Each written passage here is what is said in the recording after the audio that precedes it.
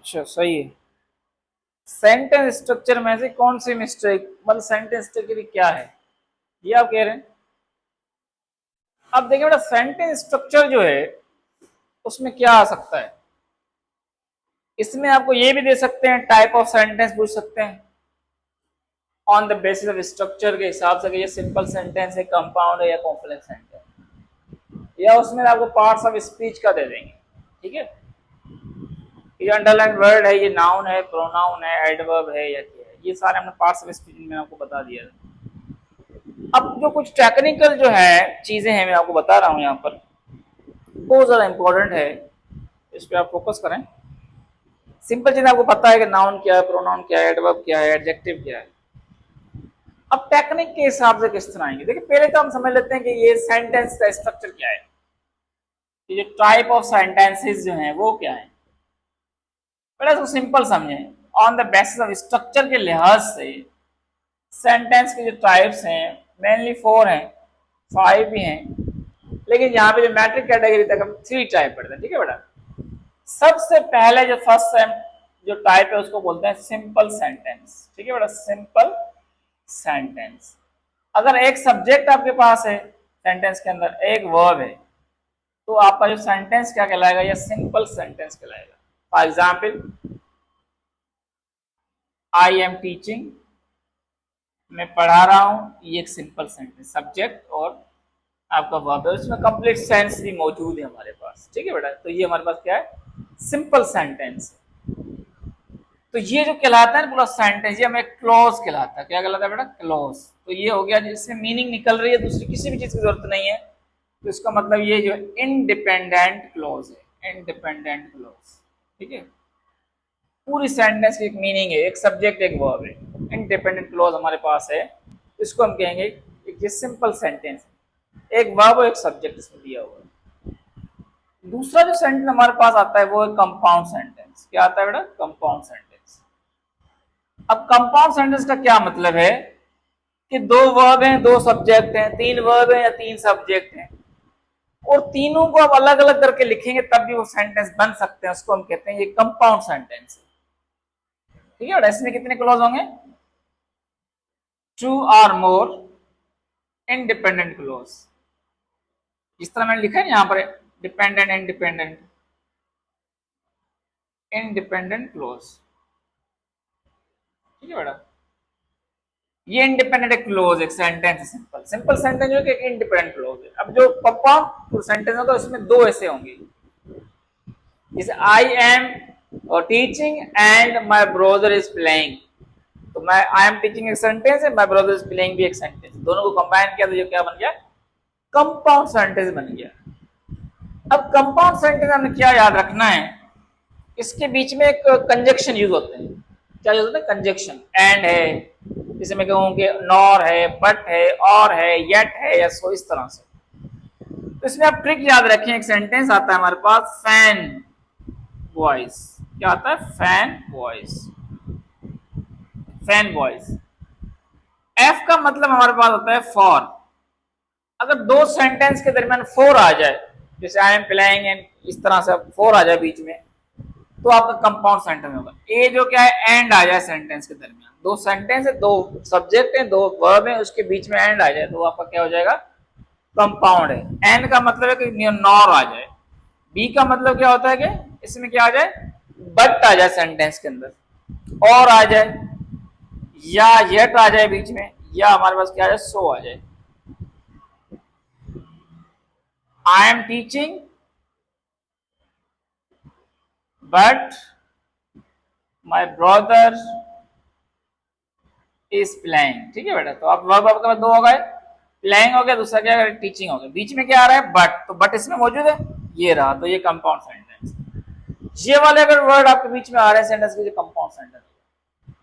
अब अगर ये वाले वर्ड नहीं आ रहे, बार फॉर नहीं आ रहा, एंड नहीं आ रहा, नोर नहीं आ रहा, बट नहीं आ रहा, और नहीं आ रहा, येट नहीं आ रहा, सो नहीं आ रहा, लेकिन दो सब्जेक्ट हैं, दो से ज्यादा सब्जेक्ट है, वो लंबा सेंटेंस है, दो तीन वर्ब है, अगर ये नहीं आ रहे तो इसका मतलब ये है कि सेंटेंस कौन सा होगा आपका, कॉम्प्लेक्स सेंटेंस होगा। बस सिंपल सा आप ये कॉम्प्लेक्स सेंटेंस होगा, कॉम्प्लेक्स सेंटेंस।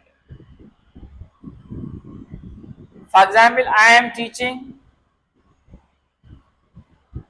या आप कहेंगे I am studying because my papers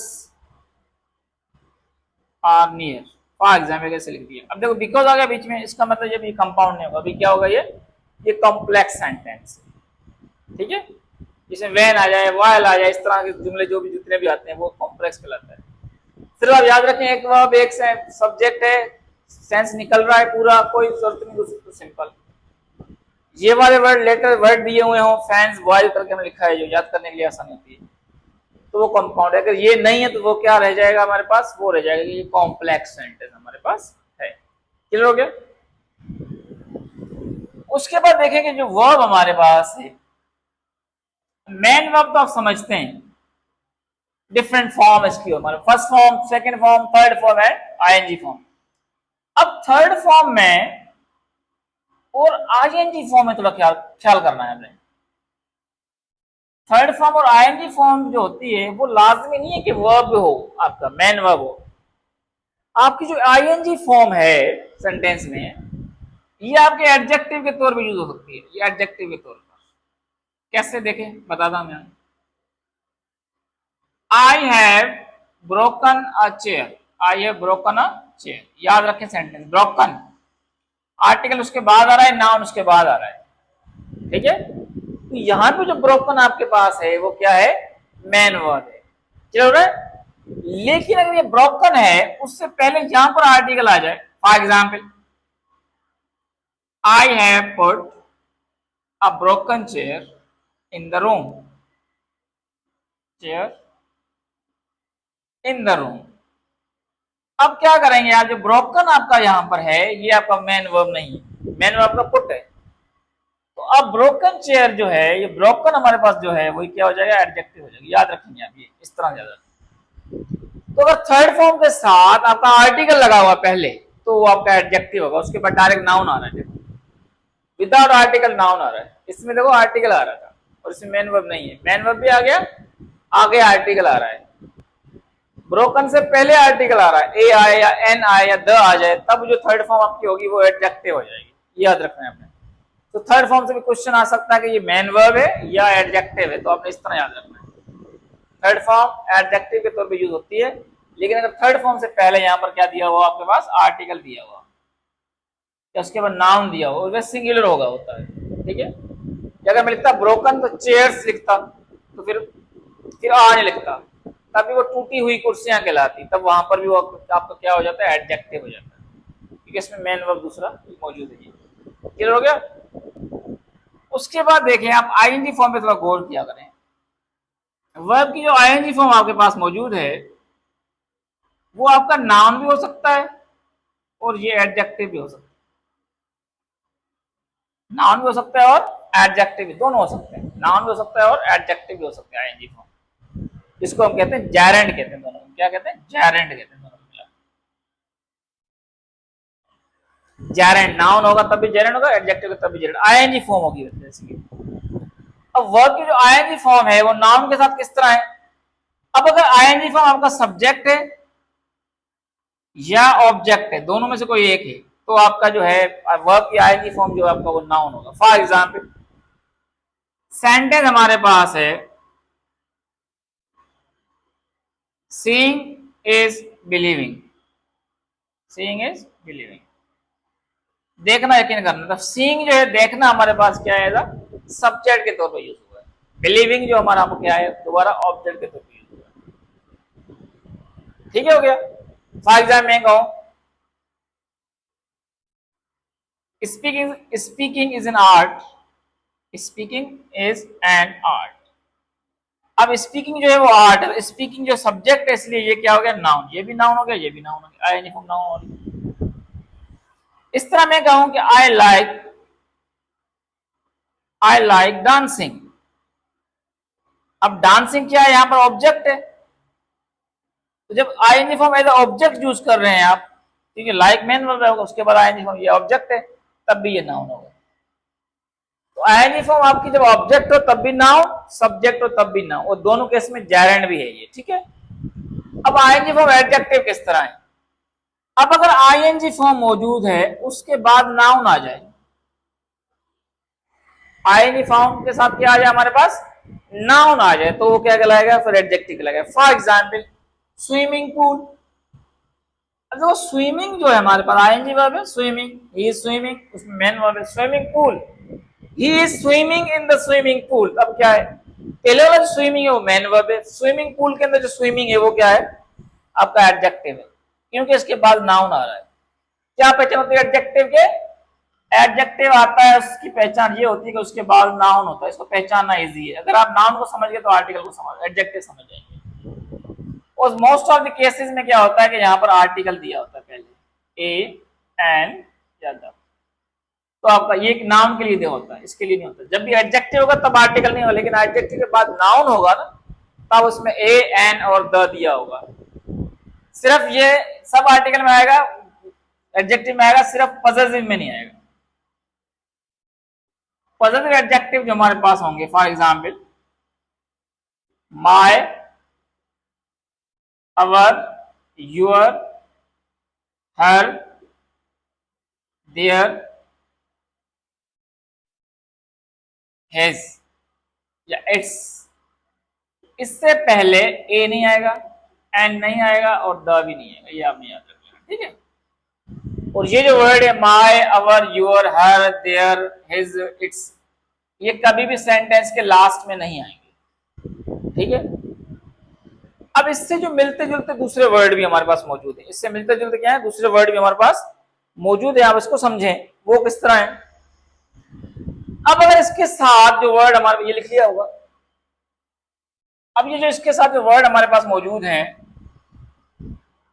S लग जाए फॉर एग्जाम्पल, या माइन आ जाए, या अवर्स हो जाए, जैसे माई का माइन आ जाए, या अवर्स हो जाए, या यो एस लग जाए, योर्स हो जाए, या देयर हो जाए, देयर्स हो जाए, हर्स हो जाए, इसमें हिज सेम रहता है, इट्स हो जाए, ठीक है। अब ये जो जिसमें एस लगा हुआ, ये बेटा क्या है, ये प्रोनाउन, ये क्या है, प्रोनाउन। कौन से प्रोनाउन है, ये पॉसेसिव प्रोनाउन, ये आपने याद रखना है, ठीक है। इनके बाद कभी भी नाउन नहीं आएगा, ठीक है।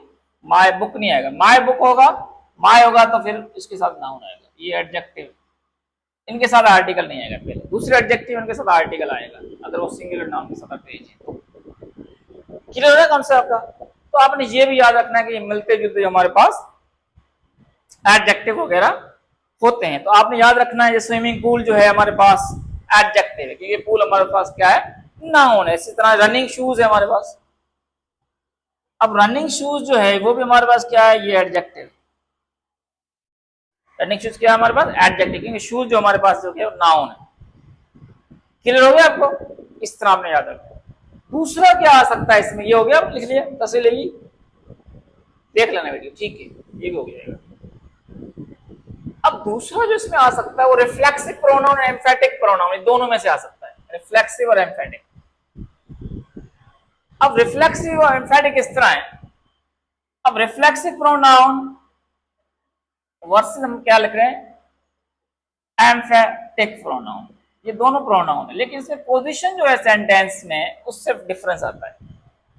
अब कौन से, myself, yourself, yourselves, yourself होता है, ठीक है, योर सेल्व्स,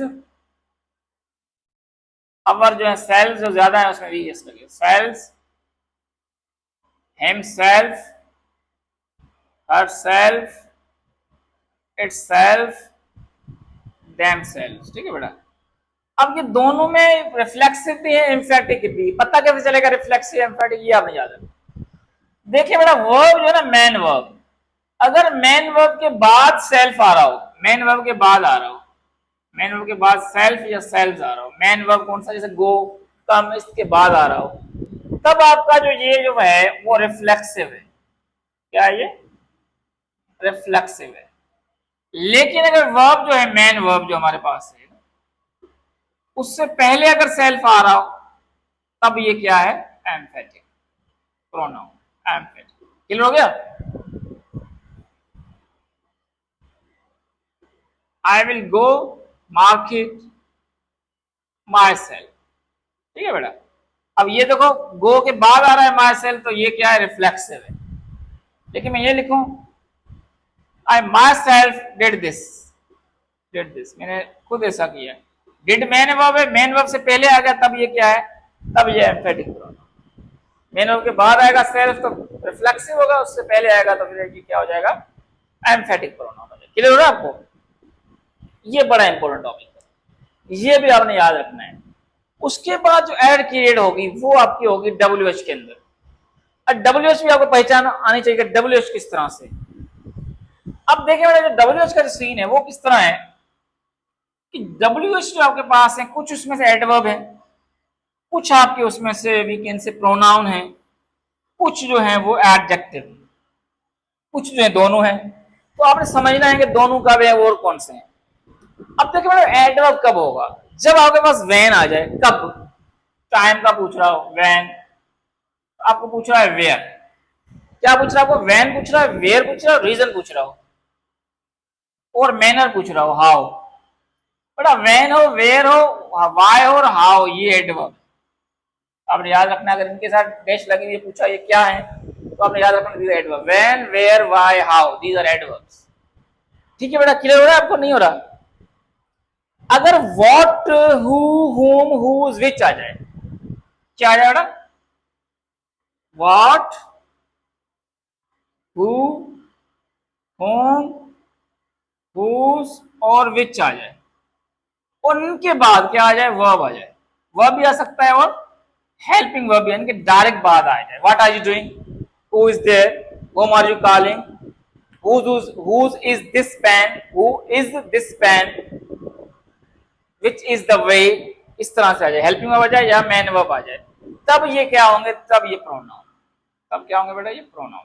ठीक है बेटा, इससे मिलते जुलते व्हाट, हुज एंड विच, याद क्या रखें आप बेटा, व्हाट, हु और विच, ये तीन याद रखें। अगर इनके बाद क्या आ जाए, नाउन आ जाए, तब ये क्या हो जाएगा, ये एडजेक्टिव हो जाएगा। नाउन जैसे बुक है, व्हाट बुक, व्हाट वे। ठीक है बेटा, तब इस तरह आ जाएंगे। फिर क्या हम क्या करेंगे, हुज बुक, हुज बुक, जब हुज बुक होगा तब ये, हुज इज होगा तब हुज प्रोनाउन है, लेकिन हुज बुक होगा तब वो एडजेक्टिव। विच बुक होगा तब क्या होगा वो, तब वो एडजेक्टिव, क्योंकि बुक नाउन है। विच के बाद अगर नाउन आ रहा है तो एडजेक्टिव हो जाएगा। Which is the best way, is helping verb है तो वो प्रोनाउन हो जाए। आपने याद रखना, अगर ये आ जाए वर्ब आ जाए या मैन हेल्पिंग वर्ब आ जाए तो प्रोनाउन है। अगर ये हो, व्हाट हो, हुज हो, ये देखो दोनों इसमें भी है, विच भी है, हुज इसमें भी है, व्हाट भी है। लेकिन क्यों कि नाउन अगर इनके साथ आ जाएगा, उसके बाद डायरेक्ट नाउन आ रहा हो तो फिर वो क्या हो जाएंगे, एडजेक्टिव हो जाएंगे। जब नाउन आएंगे तो हेल्पिंग वर्ब उसके बाद आएंगे, होंगे सही लेकिन क्या होगा, उसके बाद आएंगे। तो आपने ये भी जो है वो आपने याद रखना है। ठीक है बेटा, उसके बाद इंपॉर्टेंट है, और भी इंपॉर्टेंट है, इसमें बहुत ज्यादा इंपॉर्टेंट है चीजें, लेकिन आपको मेन बता रहा हूं कि ये जो बहुत इंपॉर्टेंट, ये हो गया। ठीक है, वैसे अपलोड भी हो जाएगा, देख लेना वहां से आप। उसके बाद अगर बड़े याद रखें कि दिस है, दैट है, दीज है, ये हमारा दोज हैं, दीज आर वेरी इंपॉर्टेंट।